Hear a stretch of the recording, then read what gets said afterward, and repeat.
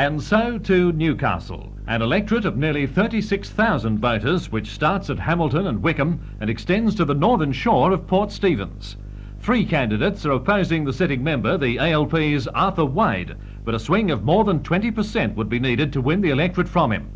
Independent candidate Frank Blafari, a retired Carrington businessman, is no stranger to election campaigns. Mr Blafari contested the last federal election soon after resigning from the Carrington branch of the Labor Party. Frank Blafari has some very definite ideas on just what the electorate considers important.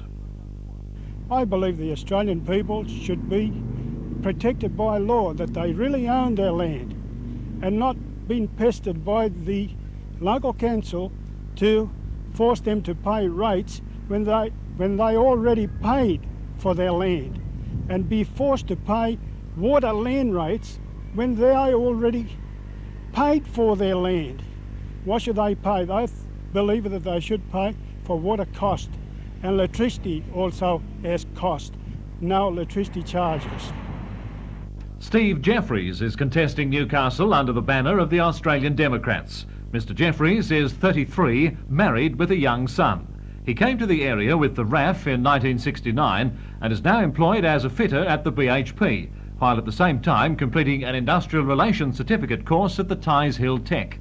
Steve Jeffries is also on the state executive of the Australian Democrats.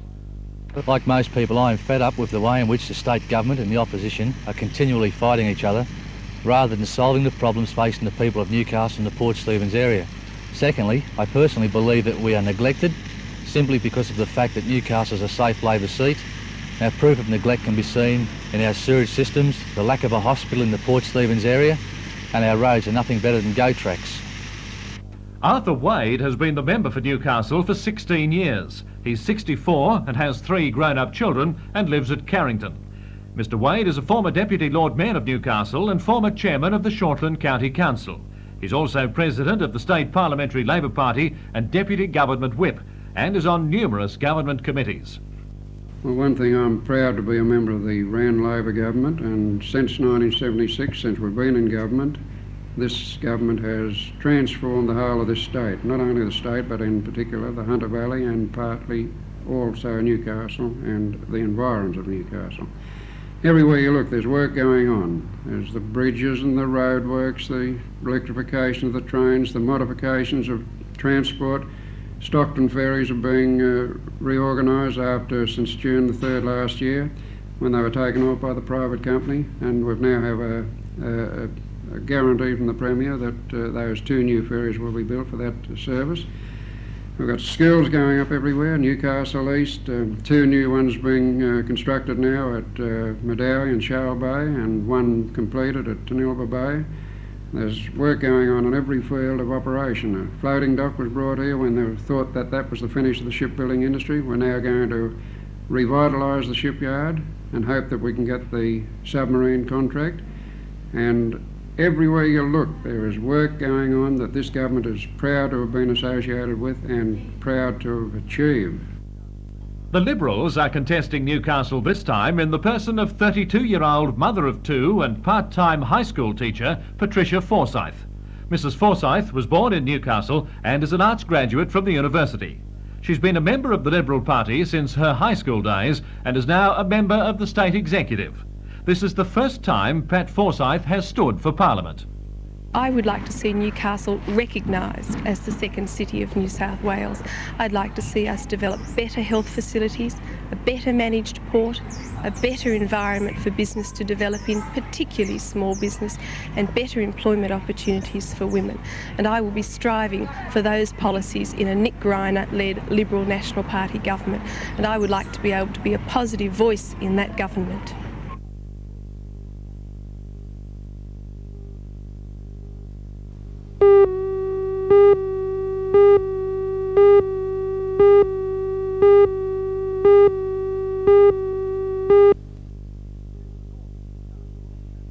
To the north of Newcastle, we have the National Party stronghold of Gloucester.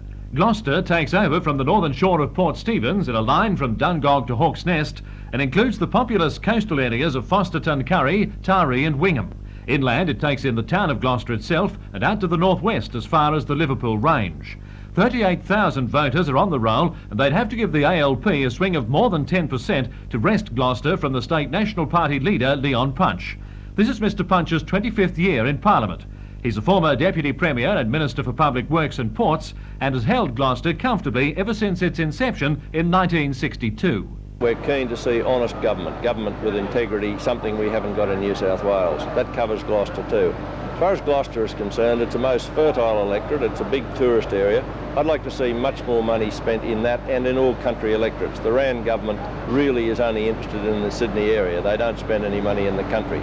We need more money for water schemes, we need more money for roads, we need it for hospital and health care. That's a sadly neglected area in all parts of the state and in Gloucester too. But generally I think the more domestic things are the things that are concerning the people.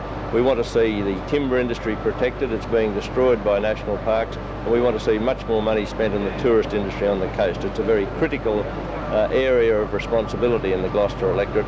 They need more money, need more beach protection and more help to the fishing industry. The same as in 1981, Mr Punch's only opponent is the ALP's John Eastman. Mr Eastman has stood for State Parliament 4 times. He contested Oxley twice, but began pecking away at Gloucester when boundary changes moved his home city, Taree, out of the Oxley electorate and into Gloucester. He's a 40-year-old engineman with the State Rail Authority, is married with 3 grown-up children. John Eastman says his main aim is to get the Gloucester electorate out of what he calls the dark ages and into the 80s. He says he aims to get a fair share of the Premier's $4 billion promise of public works money, and says that in order to do this properly, he would need to be on the government benches. Now to the three-cornered contest in Lake Macquarie, an electorate of 39,000 voters where the Labor Party has an unassailable lead. Lake Macquarie covers the western shore of the lake, but also includes Valentine, Eleebana, Warners Bay, Spears Point and Bullaroo. It cuts off just south of Waee, and out west it goes beyond Martinsville and Freeman's Waterholes, and includes Killingworth at its northern extremity. The Liberal Party nominee, Ted Hayes, has scored the uppermost place on the ballot paper. Mr Hayes is a 39-year-old married resident of Cooks Hill, who has his own motor repair business at Merriweather. He's been a member of the Liberal Party for 5 years and joined because he believes in the philosophy of free enterprise. Ted Hayes says stimulating the private sector is the only way to get the state moving. I'd like to see the roads improved in Lake Macquarie. I'd like to see sewerage extended to the people that need it at an equitable rate. I would like to see pollution controlled and an inquiry into where it's coming from in the lake. I'd like to see public transport extended for further for people that are stuck in their home. I would like to see the schools in the area upgraded to suit the population increase, and also I'd like to see the equipment in the schools improved. There are numerous other things that I'd like to see done, but they are the primary ones at the moment. There is no chance that after tomorrow's poll, Merv Hunter will not continue to be the member for Lake Macquarie. A swing of more than 22% is needed to unseat him. Mr Hunter is 57 years of age. He was elected to Parliament in 1969. He's married, lives at Arcadia Vale and has 3 sons. Merv Hunter is a former president of Lake Macquarie Council and is now a member of almost innumerable government committees. It's hardly necessary, Ray, for me to explain this to my constituents. I think that they all realise for the period that I've represented them that I've had all their interests at heart. My aims, of course, is to continue the work that I have been doing to improve our road system, certainly to gain sewerage for the western side of the lake, and certainly continue the capital works in our schools, what we've been seeing happening in the last 12 months or more. The Australian Democrats are standing 40-year-old real estate agent Lynn Wilson in Lake Macquarie. Miss Wilson is part of a long-established Morisset family. She's the secretary of the West Lakes Residents Action Group and the Morisset Progress Association. Lynn Wilson stood for the Democrats in the federal election 12 months ago, but this is the first time she's had a try at state parliament. The reason that I think I should be the member is because I feel that I will be a voice for the people. The Australian Democrats is a citizens' party. This has been a safe seat for many years and reflects that in the neglect that's been shown. I will be a voice and speak up about the lack of public transport in the area, about the cutback in public health care, particularly community health care, education facilities, also the appalling road system here. But I feel one of the major things in this area is the lack of public transport, because young people cannot get adequate transport to work, they cannot get adequate transport to further their education at Newcastle Technical College. I will be representing the people of the electorate, not following just a party line. I'll be a voice for the people. From one Labor stronghold to another, Wallsend. It's held by the State Treasurer, Ken Booth, and the 32,500 voters would need to show a swing of more than 24% to unseat him. Wallsend encompasses Cardiff and Garden Suburb in the south, New Lambton south of Russell Road, all of the Wallsend area and Marylands and Birmingham Gardens. The Liberals are standing 32-year-old businessman Gary Carter in the seat. Mr Carter has been a member of the Liberal Party for 12 months, but says he has been a supporter since school days at Newcastle Boys High. Since then, he's gained a Bachelor of Commerce degree at Newcastle and is a member of the Institute of Chartered Accountants. I grew up in Wallsend. I worked with the people for over 10 years, so I know the problems they're facing. Now, this state Labor government of ours has had over 8 years to solve those problems, and what have we got for it? Our schools are not properly funded, our hospitals are a disgrace, our main roads are overcrowded, and we pay the highest water rates of any city in Australia. As the Liberal member for Wallsend, I will fight for the reform of the water rating system. I support the alternative system put forward by the Consumers Association. I'll ensure that Highway 23 proceeds, that our schools are upgraded, and that our hospitals are properly funded. But perhaps most important of all, I will fight for an acceleration of our capital works program so that we can create jobs now in 1984 rather than at some future stage. The people of Wallsend support and agree with my aims and my policies. On Saturday, they will vote for a long needed and long overdue change. They'll vote 1, Gary Carter, for the Liberals.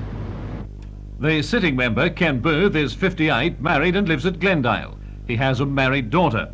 Mr Booth was elected to the then seat of Kurri Kurri in 1960, taking over from his late father, who represented the seat for 35 years. That seat is now Wallsend, and his grip on it seems as lifelong as his father's.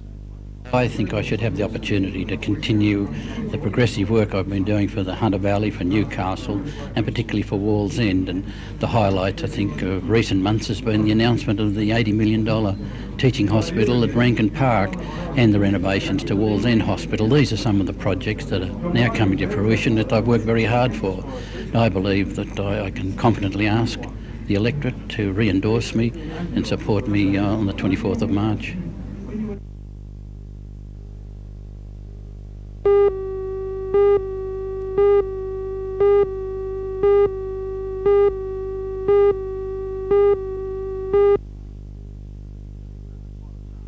The electorate of Waratah includes District Park, Georgetown and Mayfield, Lambton, Jesmond, Shortland and Beresfield. At the top of the lengthy candidate list is the Australian Democrats' Wayne Jarman. Mr Jarman is 29, has 2 young children, was unemployed for 10 months but has just found a position as a real estate man. Wayne Jarman joined the Democrats 3 years ago after deciding that people needed an alternative to the Liberal versus Labor squabbling. I believe the people of Waratah have been very poorly represented in the past. I don't believe the Labor Party can represent the people in this area because they're tied to a caucus system. That means they have to do what the caucus tells them regardless of what the people want. We've seen that with NewMed too, where the Labor Party wanted to stop the project, the people wanted it to go ahead, and the Labor Party representatives in this area, or so-called representatives, sided with the caucus. I belong to a party that expects me to represent the people. If a situation arose where I or the people's views were opposed to the views of the Australian Democrats, then I would be expected to represent the people. And for that reason I think I'm the best candidate, because I will truly represent the people of Waratah. The Liberal Party is pinning its hopes in Waratah on 24-year-old Ashley Saunders, although those hopes would have to be thin with a 24% swing needed. Mr Saunders is married and lives at Mayfield and is a practising solicitor. Ashley Saunders is a seasoned campaigner despite his age, having stood for the federal seat of Hunter in 1980. He was president of the Newcastle Young Liberals from 1980 until 1982. The most important function I can perform as member is to be in touch with the needs and problems of people in the electorate, to be available when needed and to properly represent and serve the community. And that seems fairly general, but there are some specifics. Being involved in job creation programs and efforts to stimulate the economy, pushing for the completion of Motorway 23 to Maitland Road, fighting bed cuts in hospitals and looking at ways that we can make the roads near schools a lot safer for our children. The ALP has a huge following in Waratah, and that support looks like now being behind Newcastle City Council Alderman John Price. Mr Price is the endorsed candidate, the Labour movement having dumped its long-standing member Sam Jones. John Price is 44, married with 2 teenage children. He operates a consultancy specialising in industrial marketing and is a qualified marine and structural engineer. His community involvement includes a seat on Newcastle City Council since 1977. Well, as a member for Waratah, it's my aim to improve the road situation within the electorate. We have Highway 23, we've got Trunk Road 14, Hexham Bridge to be completed, a number of major projects that should be pushed for and completed as soon as possible. I also believe that we should not hold back with the electrification from Newcastle to Maitland, and of course most of that area would pass through my electorate in any case. I also feel that we have to do more with childcare. I believe that the multi-purpose long day childcare centres that the government's already embarked upon as far as major programs are concerned should be consolidated in this area. And in terms of the pensioner arrangements, I think a lot more should be done for pensioners in this area with the provision of facilities. And hopefully as part of the Brown Labor government I'll be able to do that for the electorate at large. Sam Jones has been the member for Waratah for 18 years. He romped home in the last 7 elections with the backing of the Labour Party, but this time it's different. Mr Jones has lost party pre-selection, and in a huge step he severed his links with the ALP and decided to stand alone as an independent. His hopes rest now on how much personal following and not party allegiance he can muster. I have been associated with a number of projects that have been successful here in Newcastle. The Corangang coal loader, the oncology unit at the MARTA, New Med 2, and the electrification from Gosford to Newcastle. All of these projects I've been involved with, and I've only been too happy to put my weight behind to bring them to fruition here in Newcastle. I'm born and bred here, and I've got Newcastle at my fingertips with respect to the what departments I have to go to. The 18 years have given me a lot of contacts and a lot of friends and a lot of people that I know where to go to quickly. And I think it's the quickness of the exercise where people can get to these departments and be able to move fast so that Newcastle will exercise and have the results of my expertise in this field. Waratah has 2 independents standing. The other is 85-year-old retired businessman John Kane. Mr Kane has been a member of most political parties at one time or another and believes none truly represents the people. Well, I've been a Labor man all my life, and I believe that the Labor Party of the day is not representing the people of Australia, particularly the workers. They represent the Labor Party only. Now, I stand as a independent national Labor Party, which means the whole Labor for the whole of the state of New South Wales.